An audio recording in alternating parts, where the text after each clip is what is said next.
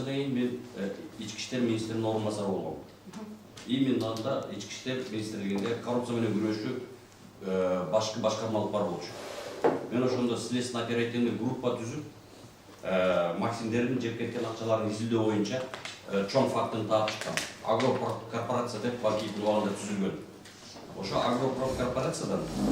агропрокорпорацияга 17,5 миң тонна буудай бөлүнгөн.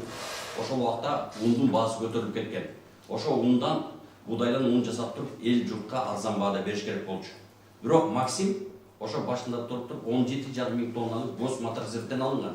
Алып туруп Карабалта спирт комбинатына киргизип туруп, ошондо буудай жасап туруп, арак кылып жасап туруп 180 миллион сомду жеп коюшкан. Мен 180 миллион сомду ошо следственно оперативный группаны түзүп, башында туруп, мамлекетке ошол убакта МВДнын тарыхында биринчи жолу болуп 180 миллионду накталай бюджетке төктүрткөнбүз. Ошо төктөрөнүн алдында Атамбаев мени чакырып алып, дагы башка бир топ чоң кызматтарлар мени токтоткун бул ишти. Токтоткун деп абдан суранышкан, кысым кылышкан. Ошо корпорациянын башында турган жигиттер мага 500 миң доллар прилагать этишкен. Мына үстүндө Алла Таала турат.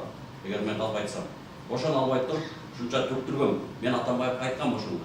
Урматтуу Алмаз Шаршенович, биз эмне дагы акча жегени келдикпи? Дагы Бакиевдердин жолуна түштүкпү деп. Ошондо Атамбаев ошонун иштерин баарын жаптырганга башында турган. Андан кийин дагы мен бир топ иштерди чыгаргам. Аны дагы Атамбаев жап деп турган. Биз ошону какшап айтып келсек, ошол убакта эч ким укпай келген. Бирок бүгүнкү күндө ошо факт болуп чыкты. Экинчи фактысы, Бектур Асанов экөөбүз 2016 жылы биздин камардын алдында Атамбаев пресс-конференция берген, билесиздер. Оппозиция келсе таш менен уруп колагыла деген Ошко.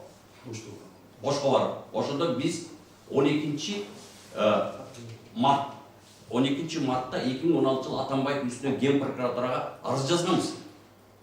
Атамбаев үстүнө кылмыш иш козголуш керек деп.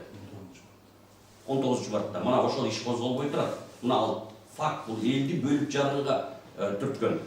Ошон үчүн Атамбаев коррупциянын башында туруп, мыйзамсыз көп иштерге барганы чын.